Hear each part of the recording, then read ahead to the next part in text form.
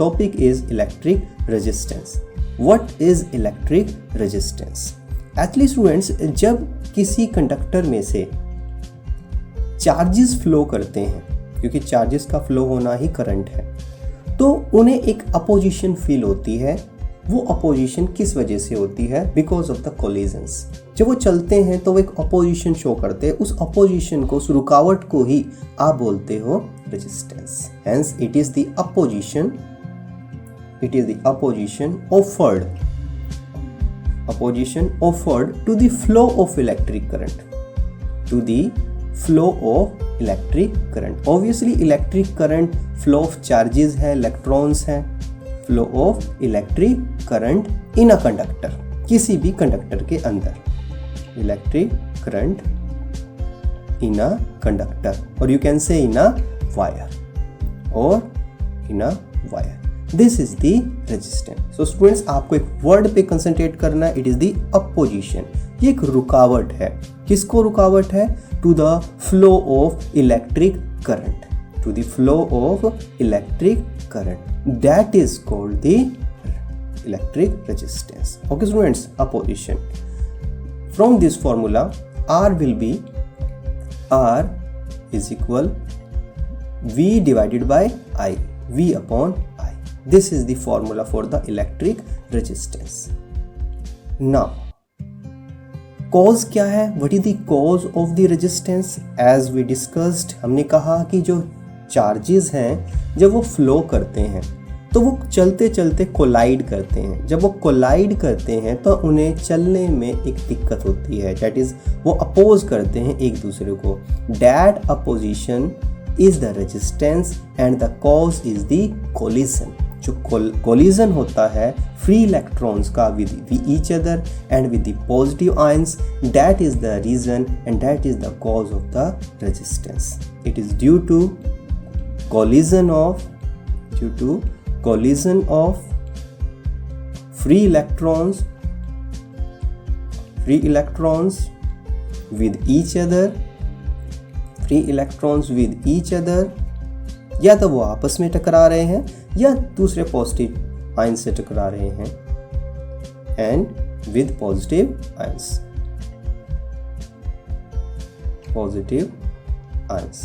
Okay students, this is the cause of the resistance. ये resistance का main cause होता है। नाउ बात करते हैं रेजिस्टेंस के यूनिट की। इलेक्ट्रिक रेजिस्टेंस के यूनिट क्या होते हैं? Now the unit. Okay, now as you know the formula now, R is equal to V upon I. If we consider V 1 volt, अगर मैं V को 1 volt रख दूँ and the current 1 ampere, current को मैं 1 ampere पुट करता हूँ, तो as per the formula R will be then R V 1 volt upon 1 ampere, 1 volt upon 1 ampere, which is equal to 1 ohm. It is the unit of the resistance and it is the symbol of the ohm. Ohm is the unit of the electric resistance. This is. Now, what is the definition of the ohm? आप definition कैसे बना सकते हो ohm को? Ohm, resistance of a conductor is said to be 1 ohm when 1 ampere of the current flows in a wire under the potential difference of 1 volt. Okay students, resistance 1 ohm होगा अगर 1 ampere का current pass कर रहा है। कब? अगर आपने potential difference 1 volt दिया है। Resistance is said to be 1 ohm. Resistance is said to be 1 ohm when 1 ampere of current, when 1 ampere of current flows in a wire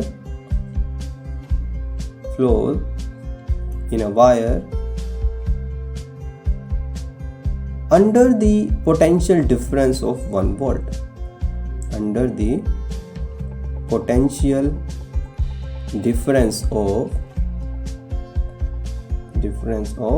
1 volt. Okay students, this is the definition of the unit of the resistance, that is ohm. This is the definition. Now what will be the dimensional formula of the resistance? Dimensional formula of resistance. Dimensional formula of resistance.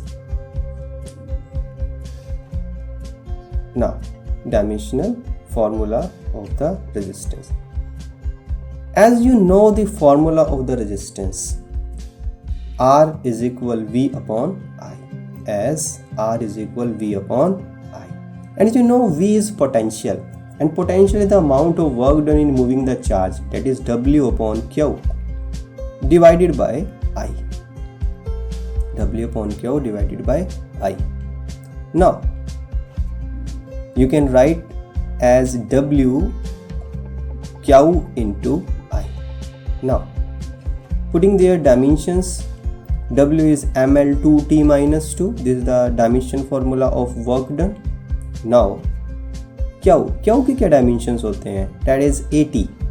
AT इसके dimensions होते हैं. AT. This is T. AT. कैसे? As we know the formula of current. Current I is equal क्या I Q by T, और Q is equal to I into T. I के dimensions क्या होते हैं? A ampere, A and time के capital T. So Q is equal to AT. तो charge की जगह AT लिखा जा सकता है. Again there is also I. तो I के ये तो बन गए चार्ज के डायमेंशन, ये हमने लिखे हैं चार्ज के डायमेंशन, और साथ में है करंट के dimension, that is A. Now arrange it. M L2 T, एक T ऊपर जाएगा, -3 एंड A स्क्वायर, ये ऊपर जाएगा तो -2 हो जाएगी, minus. This is the dimensional formula of the resistance. This is the dimensional formula.